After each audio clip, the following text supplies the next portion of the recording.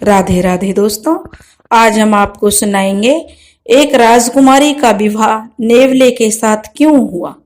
अगर आप हमारे चैनल पर नए हैं तो प्लीज हमारे चैनल अपनी संस्कृति को लाइक करें, सब्सक्राइब करें और शेयर करें। एक छोटे से गांव में बालक राम नाम का एक जमींदार रहता था।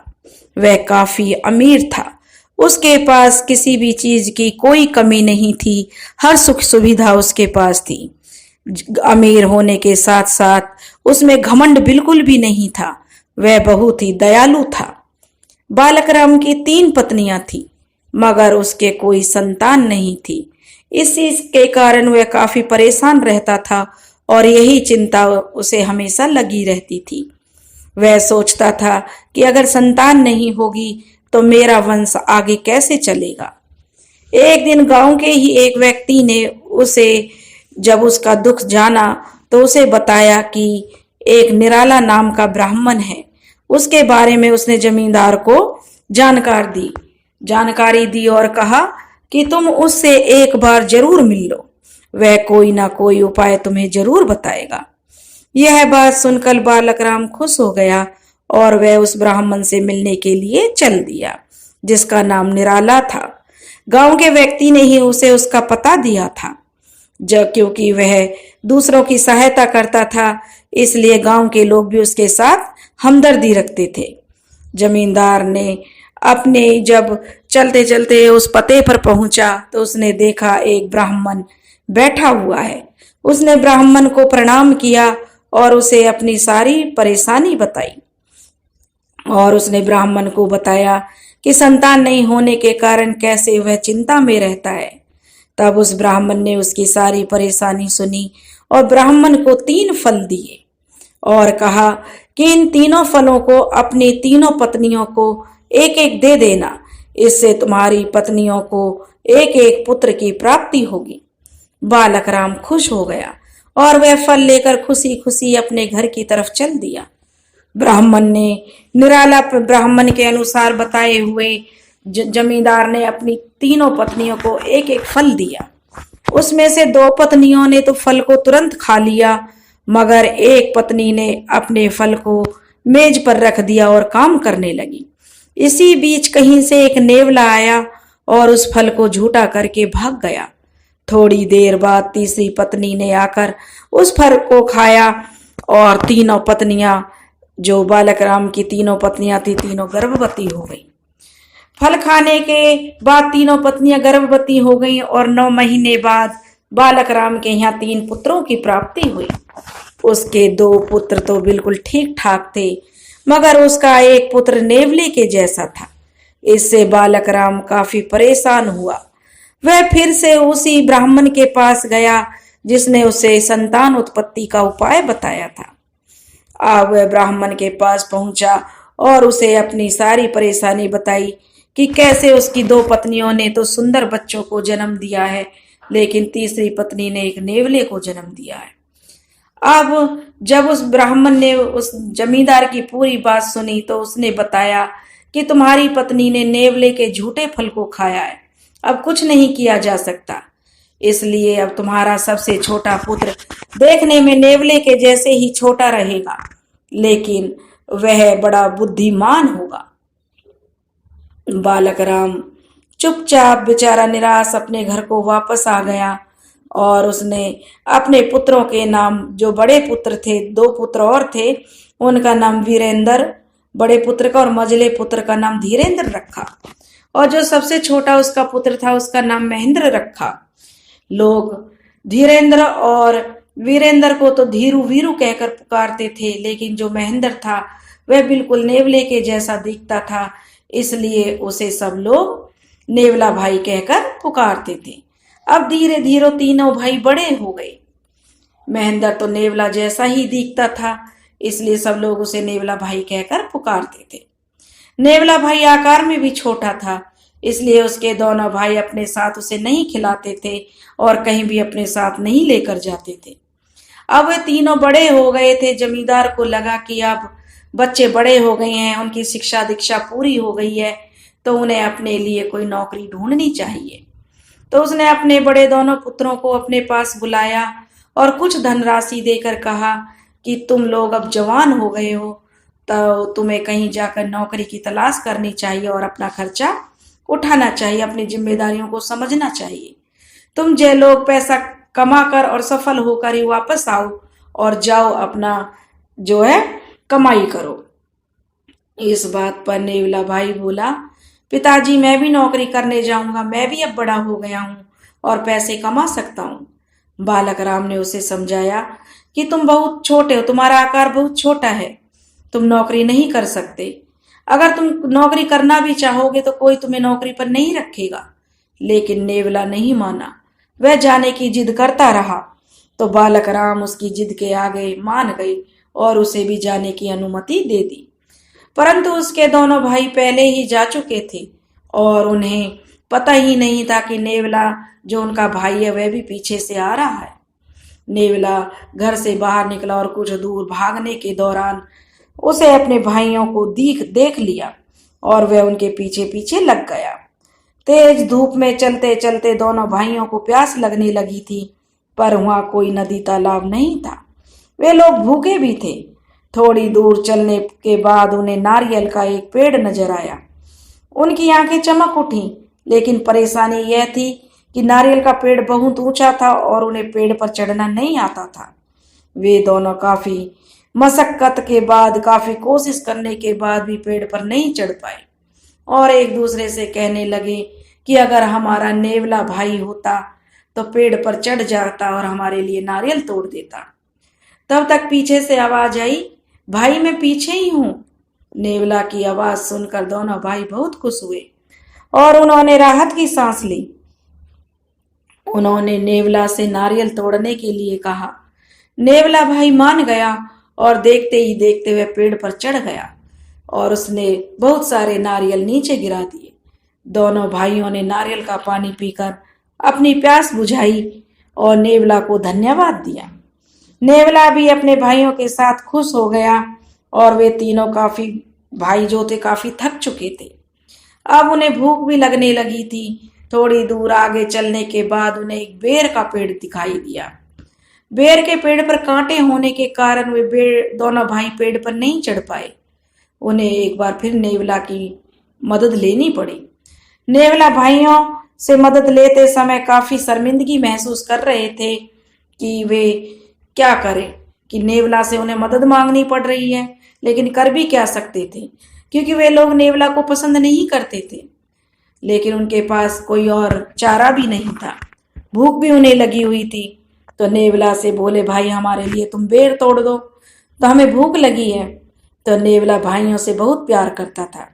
वह तुरंत बेर के पेड़ पर चढ़ गया और अपने भाइयों के लिए उसने खूब सारे बेर तोड़े, जिससे उनके भाई ने पेट भरकर बेर खाए। सुबह से लगातार चलते रहने के कारण वे लोग काफी थक गए। उन्हें बहुत तेज नींद आ रही थी, इसलिए वे एक पेड़ के नीचे सो गए। हालांकि उन्होंने नेवला भाई की मदद जरूर ली थी, लेकिन वे उसे अपने साथ नहीं ले जाना चाहते थे। इसलिए जब नेवला भी सो कर उठा तो उसने देखा कि उसके दोनों भाई जा चुके थे, क्योंकि जब नेवला सोया हुआ था तो दोनों भाई चुपचाप वहां से निकल गए। यह देखकर उस नेवले को बड़ा दुख हुआ और वह रोने लगा कि मेरे भाई मुझे अकेला जंगल में छोड़कर चले गए। लेकिन फिर उसने अपने मन को समझाया कि मैं हूं, जैसा भी हूं, सब लोग मुझे मेरे शरीर के कारण पीछा छुड़ाते हैं, कोई मुझे पसंद नहीं करता है। इसलिए उसने अपने आप को धीरज बंधाया और वह नौकरी की तलाश में शहर की ओर चल दिया। वीरू को एक जमींदार के यहाँ बहुत ही अच्छी नौकरी मिल गई। धीरू को भी एक अच्छी नौकरी मिल गई। वे दोनों लोग जी जान से अपनी नौकरी करने लगे, लेकिन नेवला को किसी ने भी नौकरी पर नहीं रखा। वह देखने में काफी छोटा था। अब नेवला भाई को एक व्यापारी के घर जब नेवला भाई काम मांगने गया, क्योंकि उसे सब नेवला भाई कहते थे, नेवला ने व्यापारी से पूछा कि तुम क्या मुझे काम करने दोगे? मैं तुमसे जो कहोगे वह तुम्हारा काम करूंगा। तो व्यापारी ने पूछा, तुम काम करने के बदले क्या लोगे?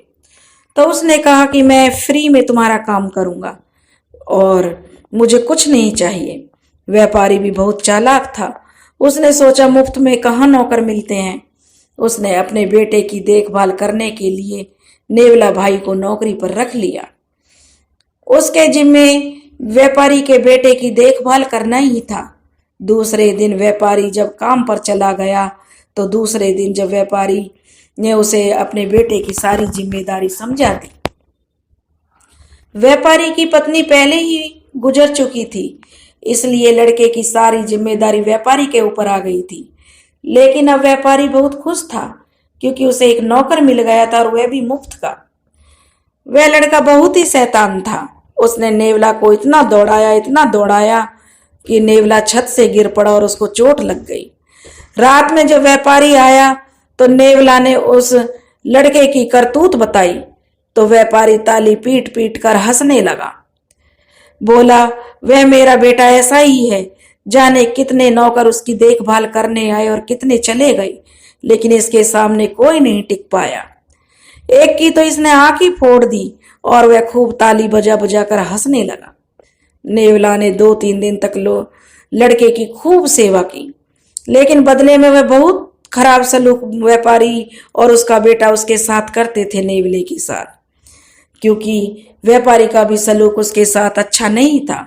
उसके खाने पीने का कोई प्रबंध नहीं करता था व्यापारी। घर आने के बाद लड़के की शिकायत सुनकर अपने लड़के का पक्ष लेकर नेवला को खूब खरी खोटी सुनाने लगता। अब नेवला बहुत दुखी हो गया। पहले तो वह जी भर कर रोया, फिर उसने सोचा कि यहाँ से भाग जाऊं।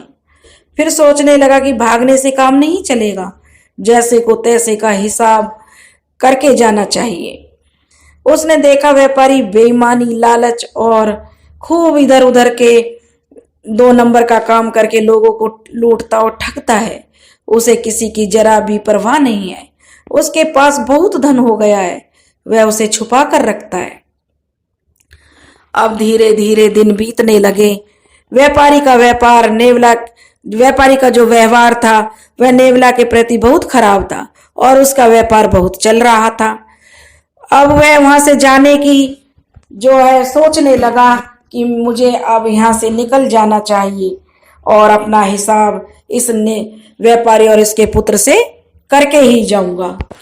अब नेवला भाई ने एक योजना बनाई। उसने धीरे धीरे उस लड़के पर अपना काबू कर लिया था। अब उसकी शैतानी नेवला भाई के सामने नहीं चलने वाली थी। अब तो उसे बस व्यापारी को सबक सिखाना था। व्यापारी के घर से बाहर जाने के कुछ देर बाद जब उस लड़के को भूख प्यास लगने लगती तो इसी बात को उसने अपना नेवला ने हथियार बनाया था। उस लड़के को वश में करने के लिए उसने एक अनोखी तरकीब निकाली थी।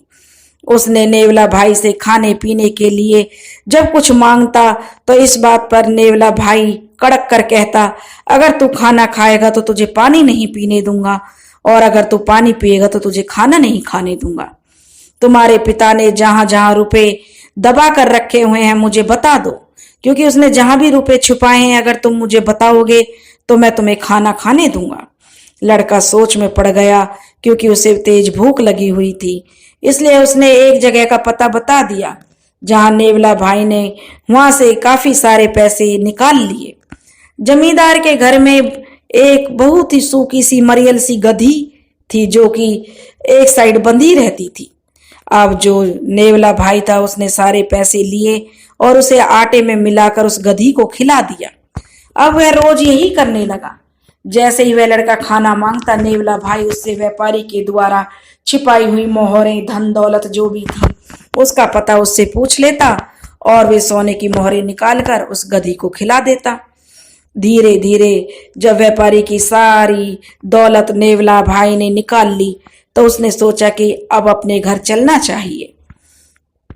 पैसे भी बहुत सारे कमा लिए हैं, यह सोचकर उसने शहर में जाकर सबसे पहले अपने भाइयों को खोजा और उसने कहा कि भाई हमें अब घर चलना चाहिए, हमने यहाँ बहुत पैसे कमा लिए हैं और घर वाले भी हमें बहुत याद करते होंगे क्योंकि यहाँ आए हुए हमें काफी समय बीत चुका है।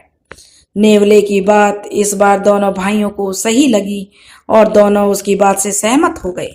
उन्होंने कहा कल सुबह हम यहाँ से निकल चलेंगे और ठीक अगली सुबह सभी ने अपना अपना सामान बांध लिया और घर जाने की तैयारी करने लगे। वे दोनों भाई अपना सामान लेकर अपने मालिक से विदा लेने गए तो नेवला भाई भी व्यापारी के पास गया और व्यापारी से नेवला भाई ने कहा, मुझे काफी दुख है कि मैं आपसे यहाँ से विदा ले रहा हूँ, क्योंकि आपके यहाँ काम करने में मुझे काफी आनंद आया है। व्यापारी भी कहने लगा कि तुम्हारे जाने का मुझे भी बहुत दुख है। खैर अब छोड़ो, जो भी, अगर तुम्हें कुछ मांगना है तो मांग लो, मैं तुम्हारी जो है इच्छा पूरी कर दूंगा। नेवला भाई ने व्यापारी से कहा कि मालिक, मुझे कुछ नहीं चाहिए, बस आपकी वह जो सूखी सी गधी है जो उधर एक साइड में बंधी रहती है वह मुझे दे दो। व्यापारी भी उस गधी से काफी परेशान था, क्योंकि उसे नेवला को खुशी खुशी दे दिया, क्योंकि वह व्यापारी के किसी काम तो आती नहीं थी, उल्टा उसको खाना पिलाना पड़ता था, खाना खिलाना, पानी पिलाना, उसकी देखभाल और चार टहल उसकी बढ़ी जाती थी। इसलिए व्यापारी ने खुशी खुशी वह गधी उस नेवला भाई को दे दी। नेवला भाई गधी को लेकर अपने भाइयों के साथ आ गया। अब तीनों भाई अपने घर के लिए वापस निकल पड़े। रास्ते में दोनों बड़े भाइयों ने नेवला भाई का खूब मजाक उड़ाया और कहा कि इतने दिन नौकरी करने के बाद भी इसने यह गधी ही खरीद पाया है, और वे खूब जोर जोर से ताली पटक पटक के हंसने लगे। दोनों भाई ठहाका मारकर हंसने लगे, लेकिन नेवला भाई चुप ही रहा, उसने कुछ नहीं कहा। रास्ते में उन दोनों को भूख लगी और वे नेवला भाई को मनाने लगे, भाई भाई मुझे बेर तोड़कर खिला दो। नेवले भाई ने कहा कि ठीक है। वह पेड़ पर चढ़ गया, लेकिन अब वह पहले वाला नेवला नहीं था। अब वह सबको समझ चुका था कि कौन उसके प्रति कैसा सोचता है, कैसा व्यवहार करता है, क्योंकि जब मतलब पड़ता है तो नेवला भाई भाई करते हैं, और नहीं तो उसे अपने साथ भी लगाना पसंद नहीं करते। अब नेवला जो बेर के पेड़ पर चढ़ गया और मीठे मीठे बेर खुद खाता और कच्चे कच्चे बेर फेंकता जाता। दोनों भाई उसकी ओर देख रहे थे कि ऐसे क्या हो गया है। नीचे उतरकर नेवला ने कहा, जब मैं अपने शरीर से छोटा हूं तो आप फायदा भी लेते हो और अपने शरीर का बड़ा होने का मजा भी लेते हो। इसी तरह से वह नेवला में बदलाव आ गया, लेकिन उनके पास कोई और रास्ता नहीं था, इसलिए वे कच्चे फल ही खाकर अपना गुजारा करने लगे। रास्ते में चलते चलते कई फलों के पेड़ पड़े। नेवला झट से पेड़ पर चढ़ जाता और पेड़ पर पेट भरकर खाता, और साथ में अपनी गधी को भी खूब खिलाता था। गधी भी वहां से निकलकर मानो बहुत खुश थी। रास्ते में पानी पिलाता, फल खिलाता, वह बड़े मजे से अपनी गधी के ऊपर बैठकर चल रहा था। दोनों भाई पैदल चल रहे थे, लेकिन नेवला तो हल्के शरीर का था और मजे से अपनी गधी के ऊपर बैठा हुआ था। उन दोनों भाइयों ने आपस में सलाह की कि सबसे पहले नेवला के घर चलेंगे, देखेंगे कि इसकी माँ गधी को देखकर क्या कहती है, क्योंकि उनका गांव पास आ गया था। काफी देर चलने के बाद वो तीनों अपने गांव में आ गए। फिर जब वे अपने घर पहुंचे तो घर के सभी सदस्य तथा आस पड़ोस के लोग उन्हें देखने के लिए उनके आंगन में इकट्ठा हो गए। चूंकि तीनों की माताएं अलग अलग थीं, तो उनके पिता जमींदार ने उन तीनों के लिए अलग अलग घर बनवा दिया था, ताकि तीनों में कोई लड़ाई झगड़ा ना हो। सभी का अपना अलग अलग घर था, क्योंकि जो जमींदार था वह अपनी तीनों पत्नियों को समान प्रेम करता था और समान अधिकार देता था। अब तीनों भाई सबसे पहले नेवला भाई के घर गए। नेवला भाई के पास तो गधी थी। गधी को देखकर गांव के लोग, मोहल्ले पड़ोसी सब हंसने लगे और कहने लगे, देखो देखो नेवला भाई गधी लाया है, और उसका खूब मजाक बनाने लगे।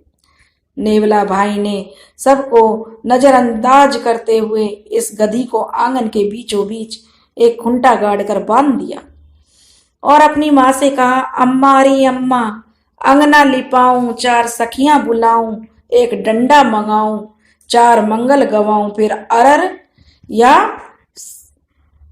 छरर। उसकी यह बात सुनकर सब हंसने लगे, लेकिन वह बार बार यही कह रहा था। उसकी अम्मा ने कहा कि यह क्या कह रहा, मेरी समझ में नहीं आया। उसने दोबारा कहा, अम्मारी अम्मा, अंगना लिपाऊं, चार सखियां बुलाऊं, एक डंडा मंगाऊं, चार मंगल गवाऊं, फिर अरर करूं या ओ छरर करूं। उसकी यह बात सुनकर सब हंसते, लेकिन वह बार बार यही बात दोहराने लगा। लेकिन उसकी माँ यह नहीं समझ पा रही थी कि यह क्या कहना चाहता है। तब उसके पड़ोसियों ने कहा कि ध्यान से सुनो, वह आंगन लीपने के लिए बोल रहा और एक मोटा डंडा लाने को बोल रहा है। 4 मंगल गीत गाने के लिए कह रहा है।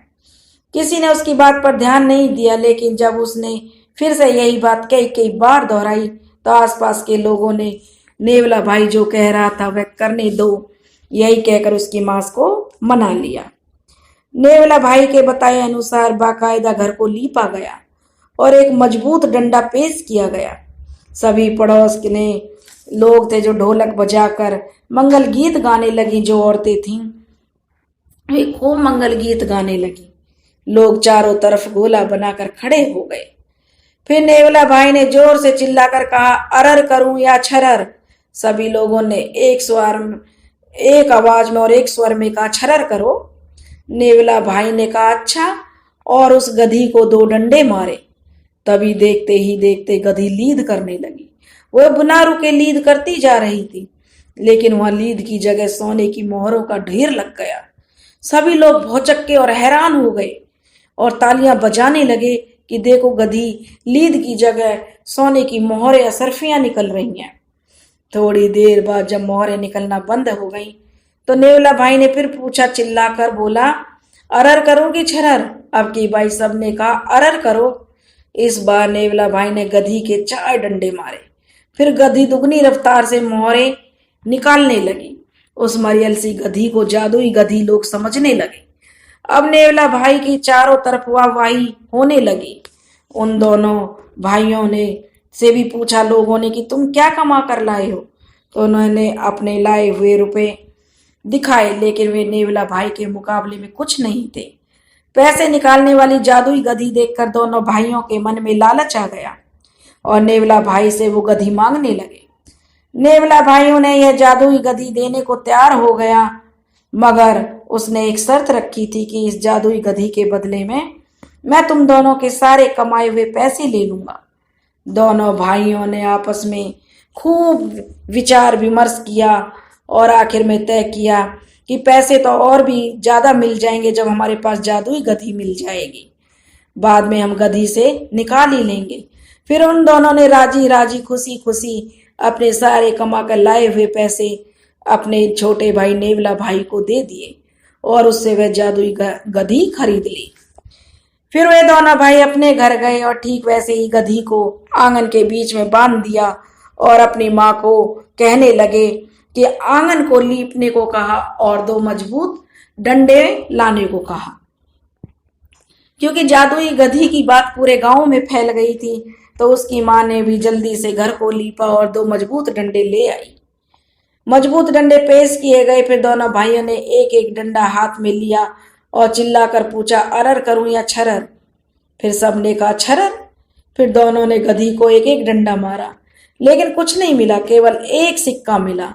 सिक्का देखकर दोनों की आंखें चमकने लगी। फिर दोनों ने गधी को पीटना शुरू कर दिया, लेकिन सब बेकार रहा। बेचारी गधी अधमरी होकर गिर पड़ी। वे दोनों अपना सिर पकड़कर वहीं बैठ गए। अब सिर्फ एक सूखी गधी को पालने पोसना उनके जिम्मे था। यह उनके मत्थे मढ़ दी गई थी। वे दोनों अब नेवला भाई का कुछ भी नहीं कर सकते थे। उन्होंने आपस में सोचा, इसे कौन पालेगा, चलो इसे उसी के मत्थे मढ़ देते हैं। वे दोनों घर गए नेवला भाई के और उस गधी को नेवला के घर में बांधते हुए कहा कि अपना यह तोहफा तुम ही संभालो, हमें इसमें कोई दिलचस्पी नहीं है। ऐसा कहकर दोनों उस गधी को उसके घर में छोड़कर वापस चले गए। नेवला ने उस गधी की खूब अच्छे से खातिरदारी करी, उसे खूब खिलाता पिलाता, जिससे गधी को ताजगी मिली। अब वह गधी में फुर्ती आने लगी। वह नेवला के पास रहने लगी। वह दिन दूनी रात चौगनी मोटी होती जा रही थी। गधी अब नेवला भाई के घर पर ही रहने लगी थी। नेवला भाई उसे घर के बाहर बने एक झोपड़े में बांध दिया करता। नेवला भाई उसकी खूब सेवा करता और जब भी कहीं उसे कहीं आना जाना होता तो वह अपनी गधी के ऊपर ही बैठकर जाता था। समय पर चारा देता था गधी को और समय पर पानी पिलाता। खा खा कर गधी खूब मोटी हो गई। गधी काफी तेज भागती थी। वह काफी होशियार भी हो गई थी। नेवला भाई आजकल बहुत खुश रहने लगा। गांव वाले लोग भी नेवला भाई का अभी भी मजाक उड़ाया करते थे। लेकिन नेवला भाई अपनी दुनिया में मस्त रहता और वह लोगों की बात एक कान से सुनता दूसरे कान से निकाल देता। धीरे धीरे समय गुजरने लगा। अब नेवला भाई के दोनों भाइयों ने नौकरी करके फिर से बहुत सारा पैसा कमा लिया और अब उनके पिता ने उनको बोला कि अब तुम्हारी शादी की भी उम्र हो गई है, इसलिए उनके लिए योग्य लड़कियां देखकर रिश्ते तलाशना शुरू कर दिए। कुछ दिनों बाद उन दोनों को बहुत अच्छे खानदान से सुंदर लड़कियों के रिश्ते आने लगे और वे दोनों की शादी हो गई। वे दोनों काफी खुश थे। अभी भी नेवला भाई का मजाक उड़ाते थे और कहते थे यह तो गधी से ही शादी करेगा और खूब ठहाका लगाते। समय के साथ अब बालक राम को नेवला भाई की शादी की भी चिंता होने लगी। वह मन ही मन सोचकर दुखी हो रहा था कि नेवला से कौन शादी करेगा, कौन अपनी लड़की देने को तैयार होगा। समय धीरे धीरे बीत रहा था। बालक राम को अब नेवला भाई की शादी की चिंता होने लगी। नेवला भाई की शादी की उम्र हो रही थी। नेवला भाई भी बहुत दुखी रहा करता था कि कोई उससे शादी करने के लिए तैयार क्यों नहीं होता। दूसरी तरफ वीरू और धीरू की माँ सारा दिन आराम से लेटी रहती। उन्हें कोई काम धाम तो करना नहीं था क्योंकि घर में बहुएं आ गई थी और बहुओं ने सारा काम संभाल लिया था। समय के साथ साथ नेवला भाई की माँ बूढ़ी होने लगी। उसके हाथ पैर नहीं चल पाते थे, फिर भी वह घर का सारा काम करती। कुछ दिन बाद नेवला की माँ को बुखार आ गया और वह काफी बीमार हो गई। नेवला भाई की माँ को बुखार आने के कारण घर का सारा काम करना और खाना बनाना अब नेवले के ऊपर था कि नेवला भाई को खाना बनाना तो आता नहीं था। जैसा भी उससे बनता वह बना लेता क्योंकि धीरू और वीरू तो उसे खाना देने से रहे क्योंकि वे तो वैसे बहुत जलते थे। जैसे अब वह नेवला जैसा भी बनाता वैसा दोनों माँ बेटे मिलकर खा लेते। वहीं खाना पड़ता मजबूरी थी उनकी। एक दिन तो नेवला भाई की माँ और उस नेवले को एक रात तो भूखा ही सो गए क्योंकि उनसे खाना बनाया ही नहीं गया। उसी रात क्योंकि नेवला जब खाना बना रहा था तो उसका सारा खाना जल गया। खाना बर्बाद हो गया तो दोनों माँ बेटा भूखे ही सो गए। तभी उसी रात उसके दरवाजे पर किसी ने खटखट की अचानक से आवाज सुनी। आधी रात को नेवला भाई की नींद खुल गई अचानक से कि दरवाजे पर कौन खटखट कर रहा है। उसने सोचा कि घर में चोर घुस आया होगा। फिर उसने उठकर एक कोना देखा और वह कोना देख लिया और मगर वहां सब कुछ ठीक था। घर का एक एक कोना छान मारा, वहां कोई चोर नहीं था। वह आकर वापस सो गया। अगले दिन नेवला भाई उठा तो उसने देखा कि सारा घर चमक रहा था जैसे किसी ने झाड़ू पोछा लगाया हो। फिर वह रसोई घर में गया तो उसने देखा तरह तरह के पकवान बने हुए रखे हैं और हर जगह झाड़ू लगी हुई है। ये सारा नजारा देखकर नेवला भाई काफी खुश हुआ। उसकी खुशी का कोई ठिकाना नहीं रहा। सबसे पहले उसने अपनी माँ को खाना खिलाया और बाद में उसने अपने आप खाना खाया। फिर सोचने लगा कि यह सारा काम किसने किया होगा। उसने इस बारे में ज्यादा कुछ नहीं सोचा और सारा दिन यूं ही गुजर गया। अगले दिन फिर वही नजारा उसको देखने को मिला। अब 2-3 दिन बीत गए, रोज सारा उसका काम हो जाता। अब नेवला को जिज्ञासा हुई कि ये सब कौन करके जाता है, लेकिन उसे कुछ पता नहीं चल रहा था। अब रोज रोज यही होने लगा। नेवला भाई जैसे ही उठता तो उसे सारे घर में झाड़ू लगी मिलती, सारे बर्तन साफ मिलते, खाना भी बना हुआ मिलता, वह भी एकदम बढ़िया बढ़िया पकवान। 2-3 दिन तो उसने के अब कपड़े भी धुलने लगे, बिल्कुल साफ चमकदार उसके कपड़े होते। 2-3 दिन से ये सब हो रहा था। अब ना नेवला से रहा नहीं गया। उसके मन में यह जानने की तीव्र इच्छा हुई और उसने निश्चय किया कि वह जानकर ही रहेगा कि ये सारा काम कौन कर रहा है। फिर उस दिन शाम को सोने से पहले नेवला ने जो अपनी नींद ना आने की दवाई खा ली और बिस्तर पर आकर लेट गया। सोने का नाटक करने लगा। आधी रात को यूं ही गुजर गई और उसे नींद भी आने लगी। तो उसने सोचा कि अब उसके हाथ कुछ नहीं लगेगा, अब जाकर उसे सो जाना चाहिए कि कोई नहीं आने वाला है। फिर उसने अपनी आंखें बंद कर ली और सोने की कोशिश करने लगा। तभी उसे एक झपकी आई तो उसने उसे तभी देखा कि बाहर झोपड़े में कुछ खटर पटर की आवाज आई। उसने झट से खिड़की से झांका तो देखा कि गधी के झोपड़े का गेट अपने आप खुल गया। उस झोपड़े में से गधी बाहर निकली। उसके गले में रस्सी भी नहीं थी। अब वह गधी नेवला भाई के घर में आ गई। नेवला भाई झट से कोने में छिप गया। गधी बरामदे में आकर खड़ी हो गई। नेवला भाई कमरे में बने एक रोशनदान से चुपके से उसे देखने लगा। फिर उसने देखा तो एकाएक उसकी आंखें फटी की फटी रह गई। गधी के चारों तरफ सुनहरी रोशनी फैल गई और उसके पास काफी सारी तितलियां आकर उड़ने लगी। धीरे धीरे रोशनी तेज होने लगी। फिर वह रोशनी इतनी तेज हो गई कि नेवला भाई की आंखें बंद होने लगी। नेवला ने जैसे ही अपनी आंखें बंद की, थोड़ी देर बाद जब वह रोशनी हल्की सी कम हुई तो नेवला भाई ने आंखें खोली तो उसके सामने एक बहुत ही सुंदर परी खड़ी थी। उसे अपनी आंखों पर विश्वास नहीं हो रहा था। वह सोच रहा कि मैं कोई सपना देख रहा हूं। तभी उसने दांतों के तले अपनी उंगली काटी तो उसे विश्वास हो गया कि वह सपना नहीं देख रहा। फिर उस परी ने अपनी जादुई छड़ी निकाली और मन ही मन कुछ गुनगुनाया। फिर उसने वह जादुई छड़ी घुमाई और बरामदे में पड़ी झाड़ू अपने आप का सफाई करने लगी। देखते ही देखते पूरा घर चमकने लगा। फिर उसने रसोई में खाना अपने आप बनकर तैयार हो गया। घर के सारे कपड़े हवा में उड़ने लगे और देखते ही देखते सारे कपड़े एकदम साफ चमकने लगे।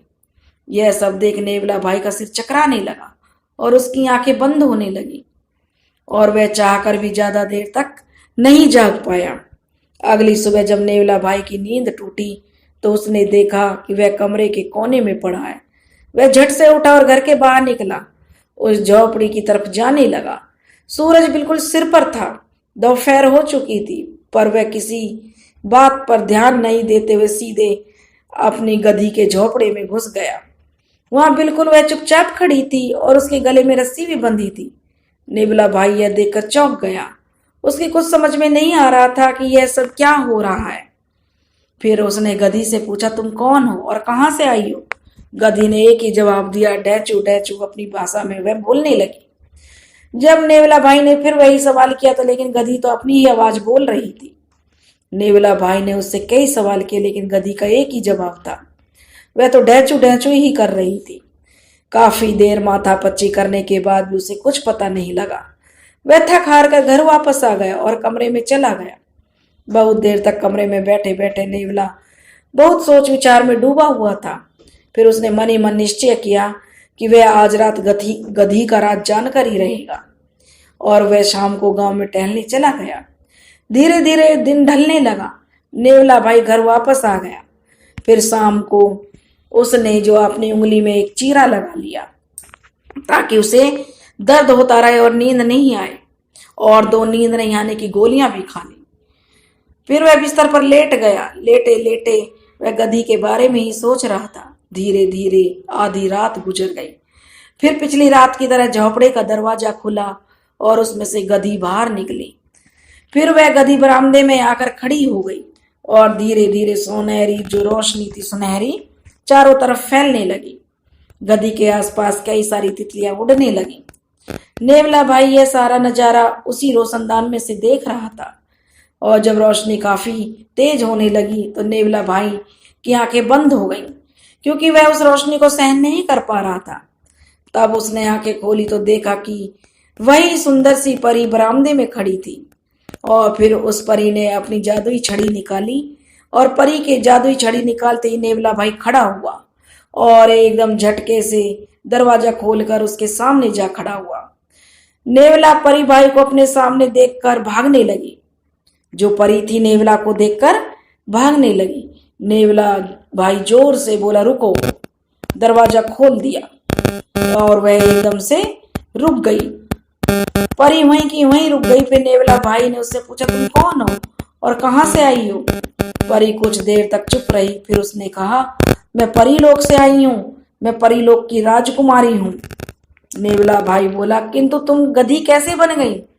तब परी ने कहा कि एक दिन मैं अपने घर में मैंने बहुत से ऋषि मुनियों को दावत पर बुलाया था, लेकिन एक गलती से मैं एक ऋषि को बुलाना भूल गई। वह ऋषि बहुत ही क्रोधी थे, इसलिए उन्होंने मुझे श्राप दे दिया कि मैं जीवन भर गधी बनकर रहूंगी। लेकिन जब मैंने उनसे बार बार क्षमा मांगी तो उन्होंने कहा कि तुमने मेरा अपमान किया है, इसलिए मैं तुम्हें श्राप मुक्त तो नहीं कर सकता, क्योंकि ऋषि का श्राप निष्फल तो जाता नहीं है, और इसलिए तुम्हें इसी रूप में रहना पड़ेगा। लेकिन तुम अपने असली रूप में रात के समय आ सकती हो, लेकिन दिन में तुम गधी बनकर ही रहोगे। अगर तुम्हें इस श्राप से मुक्त होना चाहती हो तो तुम्हें परीलोक के कम्बुक को हराना होगा। कम्बुक को हराने के लिए तुम्हें किसी की मदद भी ले सकती हो। नेवला भाई ने परी से पूछा, ये कम्बुक कौन है? परी ने जवाब दिया, कम्बुक परीलोक का एक बहुत ही खतरनाक और शक्तिशाली दैत्य है। उसने परीलोक में तबाही मचा रखी है। उसने तपस्या करके बहुत सारी शक्तियां प्राप्त कर ली हैं और अब वह परीलोक में राज करना चाहता है। उसी को हराकर मैं अपने असली रूप में आ सकती हूँ, पर मेरी सारी शक्तियां उसके सामने कम पड़ जाती हैं। मैं उसे अकेले नहीं हरा सकती, इसलिए मैं पृथ्वी पर आई हूँ ताकि मैं किसी ऐसे इंसान को ढूंढ सकूं जो उसे हरा सके, मुझे मेरी असली जिंदगी में ला सके। सारी जिंदगी गधी बनकर ही रहूं। अगर मैं उसे नहीं हराऊंगी और तो मैं सारी जिंदगी अपनी गधी बनकर ही बिताऊंगी। ऐसा कहकर परी रोने लगी। नेवला भाई को उस पर दया आ गई। उसने उससे कहा कि तुम चिंता मत करो, मैं तुम्हारी मदद करूंगा। परी कहने लगी कि ठीक है, लेकिन उसे हराने के लिए तुम्हें मेरे साथ परीलोक चलना पड़ेगा। परी, वहां पर और भी परी हैं। तब उस परी ने कहा, नेवला भाई ने कहा, मैं परीलोक चलने के लिए तैयार हूं। परी ने कहा कि कल रात में तैयार रहना, कल रात को ही हम परीलोक चलेंगे। मैं रात में ही अपने असली रूप में आ पाती हूँ, इसलिए उसे हमें रात में ही चलना होगा और रात में ही उस राक्षस को हराना होगा। नेवला ने कहा कि ठीक है। परी फिर से गधी के रूप में आने लगी। नेवला भाई सोने के लिए कमरे में चला गया। गधी अपने झोपड़े में चली गई। नेवला भाई बिस्तर पर लेटे लेटे सोचता रहा। फिर उसे कब नींद आ गई वह पता ही नहीं चला। अगली सुबह नेवला भाई जल्दी उठकर कम्बुक से कैसे मुकाबला करेगा इस बारे में वह सोचने लगा। रात में परी के सामने उसने बोल तो दिया कि वह कम्बुक का मुकाबला कर लेगा, लेकिन असलियत में उसे भी बहुत डर लग रहा था। फिर उसने कुछ हथियार इकट्ठे किए और उन्हें एक झोले में रख लिया। फिर वह गांव में टहलने चला गया। कुछ समय बाद घर लौटते समय रास्ते में उसे एक अंडा पड़ा मिला, तो उसने वह भी अपने साथ रख लिया और फिर घर आ गया। धीरे धीरे दिन ढलने लगा और उसने शाम का खाना खाया और कमरे में जाकर बैठ गया। अब रात होने लगी। धीरे धीरे रात गहराती गई और नेवला भाई परी का इंतजार करने लगा। थोड़ी देर बाद गधी झोपड़े से निकली और परी में बदल गई। फिर वह बरामदे में आ गई। वह नेवला भाई को ढूंढने लगी। नेवला भाई कमरे से बाहर निकला तो परी ने उससे कहा, तुम मेरे साथ चलो, घर से बाहर चलो। नेवला भाई और परी दोनों घर से बाहर निकल कर आए। फिर परी ने नेवला भाई से कहा कि मेरा हाथ कसकर पकड़ो और नीचे मत देखना, वरना तुम्हें डर लगेगा। नेवला ने अपने साथ अपना झोला भी ले लिया और अपना हाथ परी के कंधे पर लटका दिया और फिर उसने परी का हाथ कसकर पकड़ लिया। फिर देखते ही देखते उस परी के पंख निकल आए और परी ने आसमान की तरफ देखा और हल्की सी छलांग लगाई। अब वह हवा में उड़ने लगी। आसमान की तरफ उसने देखा तो वह जो आसमान में उड़ रहा था, नेवला इससे को बड़ा रोमांच हो रहा था कि वह आसमान में उड़ रहा है। परी ने उसे जवाब दिया कि मेरा नाम नीलम है और अब हम हवा में उड़ रहे हैं। नेवला भाई ने उससे पूछा, तुम्हारा परिवार कहाँ रहता है? परी ने कहा कि हम सब लोग परीलोक में रहते हैं, लेकिन कम्बुक ने और सभी के साथ मेरे परिवार वालों को और जितने भी परीलोक के वासी हैं सबको कैद कर लिया है। मैं किसी तरह भाग निकली। फिर नेवला भाई कहने लगा, हम उसे ताकत से नहीं हरा सकते, इसलिए हमें उसे दिमाग से हराना होगा। परी ने नेवला की हाँ में हाँ मिलाई और नेवला भाई कहने लगा कि मेरे पास एक योजना है। नेवला ने परी को पूरी योजना बताई। फिर वे दोनों काफी देर बातें करते रहे और बातें करते करते दोनों परीलोक पहुंच गए। उन्हें पता ही नहीं चला बातों बातों में कि कब परीलोक पहुंच गए। नेवला भाई ने झोला कंधा पर लटका लिया और परी से कहा, मुझे बताओ वह राक्षस कम्बुक कहाँ रहता है, मुझे उसके पास ले चलो। परी ने कहा, ठीक है चलो। फिर वे दोनों राक्षस कम्बुक की तलाश में निकल पड़े। काफी देर चलने के बाद एक गुफा के पास पहुंच गए। उसने देखा वहां बहुत सारे जानवरों की हड्डियां पड़ी हुई थी और उस पूरे इलाके में बहुत बदबू भी आ रही थी। नेवला भाई ने कहा, हो सकता है वह राक्षस इसी गुफा में रहता हो। परी ने कहा, फिर तो हमें अंदर चलकर देखना चाहिए। ऐसा कहकर वे दोनों उस गुफा में चले गए। अंदर गुफा में बहुत सी हड्डियां पड़ी हुई थी। फिर भी गुफा के अंदर काफी भयानक आवाज आई। यह आवाज राक्षस की ही थी। परी और नेवला भाई दोनों उस गुफा में चले गए। फिर धीरे धीरे आगे बढ़ने लगे। वे दोनों बिना डरे आगे बढ़ते गए। अभी वे थोड़ा आगे ही बढ़े थे कि उन्हें बहुत ही भयानक आवाज सुनाई दी और उन्होंने देखा कि उनके सामने वही राक्षस कम्बुक खड़ा है। वे दोनों पहले तो कुछ घबरा गए, लेकिन जल्दी उन्होंने अपनी घबराहट पर काबू पा लिया। नेवला भाई कम्बुक के सामने पहुंचा और उसने अंधेरे का फायदा उठाकर थोड़ी सी रेत उठा ली। फिर उसने अपने झोले में से चुपके से वही अंडा निकाल लिया जो उसे रास्ते में पड़ा हुआ मिला था। उसने वह अंडा अपने बाएं हाथ में छिपा लिया। बाद में उसने कम्बुक को दिखाते हुए पास पड़े एक पत्थर को उठाया। नेवला भाई ने देखते अपने दोनों हाथ उस पत्थर को मसल कर रख दिया, क्योंकि रेत को वह नीचे फेंक दिया। नेवला भाई ने अपने दोनों हाथों से जैसे ही उस अंडे को मसला तो उसकी थोड़ी सी आवाज हुई और उसे झाड़ दिया, दोनों हाथों को झाड़ दिया। कम्बुक यह देखकर हैरान रह गया, क्योंकि अंडा था जो वह सफेद था। दरअसल उसने पत्थर पहले ही नीचे गिरा दिया था और अपने हाथ में छिपाए हुए अंडे को मसल दिया था, जिसे अंडे के छिलके की टूटने की आवाज को कम्बुक ने पत्थर टूटने की आवाज समझ लिया। कम्बुक ने सोचा, यह तो बहुत शक्तिशाली है, इसने पत्थर को ही मसल कर रख दिया है। कम्बुक थोड़ा सा घबरा गया, लेकिन नेवला भाई के इस शक्ति प्रदर्शन का कम्बुक पर ज्यादा कुछ असर नहीं हुआ। कम्बुक की गुफा में आज तक किसी ने भी जाने की हिम्मत नहीं की थी, इसलिए नेवला भाई और परी को अपने सामने देखकर कम्बुक गुस्से से आग बबूला हो गया। वह बड़ी तेजी से उन पर हमला करने के इरादे से आगे बढ़ा और उन्हें दोनों पर बहुत ज्यादा तेजी के साथ झपटा, पर उन दोनों को वह कुचलने ही वाला था कि दोनों समय रहते पीछे हट गए। अपना वार असफल होते देख कम्बुक को और गुस्सा आ गया। फिर उसने अपनी कुल्हाड़ी निकाली और उन दोनों पर दे मारी। वे दोनों फिर से कुल्हाड़ी से बच गए। कुल्हाड़ी उनके बिल्कुल पास में जाकर गिरी। कम्बुक ने एक बार फिर झपट्टा मारा और इस बार उसने परी को पकड़ लिया। नेवले भाई ने परी से कहा कि तुम अपने जादू से क्या मुझे इसके सिर पर पहुंचा सकती हो? परी ने जवाब दिया कि हाँ, मैं तुम्हें इसके सिर पर बैठा सकती हूँ, लेकिन तुम्हें छलांग लगानी होगी। परी ने अपनी जादुई छड़ी घुमाई और नेवला ने जैसे ही छलांग मारी वह सीधे कम्बुक के सिर पर जा बैठा। नेवला ने भी मौका देख झट से अपने झोले में से एक चाकू निकाला और सीधा कम्बुक की आंखों में घुसा दिया। कम्बुक दर्द के मारे चिल्लाने लगा। उसने तुरंत ही परी को नीचे फेंक दिया और नेवला भाई को भी नीचे गिर गया। नेवला भाई को थोड़ी सी चोट आई, लेकिन वह तुरंत ही खड़ा हो गया। परी के सिर में भी थोड़ी चोट आई थी, लेकिन वह भी जैसे तैसे खड़ी हो गई। अब कम्बुक के क्रोध की कोई सीमा नहीं थी। उसने अपना विशालकाय पैर उठाया और उन दोनों को कुचलने के लिए आगे बढ़ा। कम्बुक उन दोनों पर अपना पैर रखने ही वाला था कि नेवला ने अपने झोले में से एक भाला निकाला और उसे उल्टा करके जमीन में वहीं गाड़ दिया।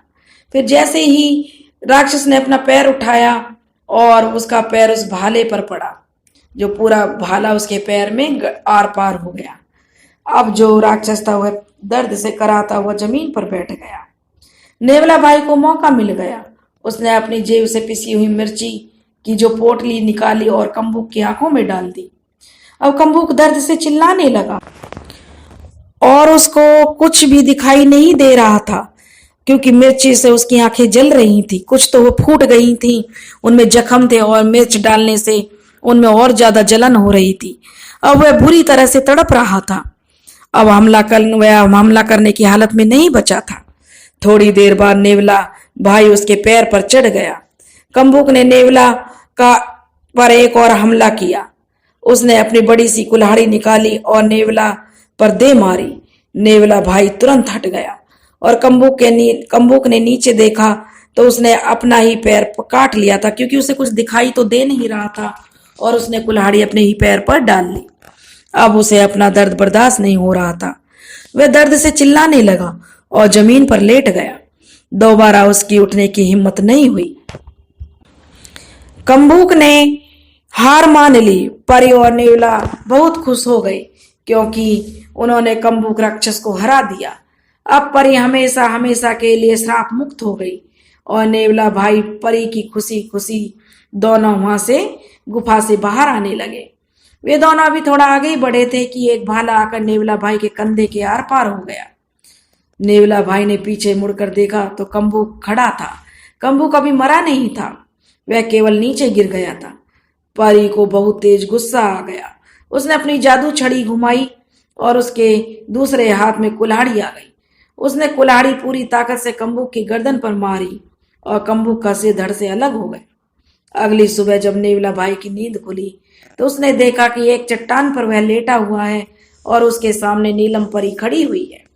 वही नेवला भाई की गुफा से निकाल कर लेकर आई थी, क्योंकि जो कुल्हाड़ी लगने से नेवला भाई बेहोश हो गया था। नेवला भाई ने अपने कंधे पर हाथ फिराया तो महसूस किया कि उसे कंधे पर कोई जख्म नहीं था, ना ही उसे कोई दर्द हो रहा था। तब परी ने उसे सारी परियों से मिलकर ठीक कर दिया है।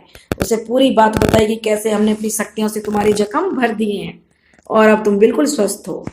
नेवला भाई पत्थर से नीचे उतरा और उसने इधर उधर चल फिर कर देखा तो उसका सारा दर्द गायब हो चुका था। फिर नेवला भाई ने उन सबको धन्यवाद कहा। अचानक नेवला भाई को कुछ अजीब सा महसूस होने लगा। नेवला भाई अपने आप ही धीरे धीरे हवा में उड़ने लगा। उसके चारों तरफ पीली रोशनी फैलने लगी। देखते ही देखते नेवला भाई एक सुंदर राजकुमार में बदल गया। वह जैसे ही राजकुमार में बदला उसे अपने पिछले जन्म की बातें याद आने लगी। फिर नेवला ने उन सब को बताया कि पिछले जन्म में वह बहुत बड़ा शैतान था और उसने खेल खेल में एक नेवले को मार दिया था।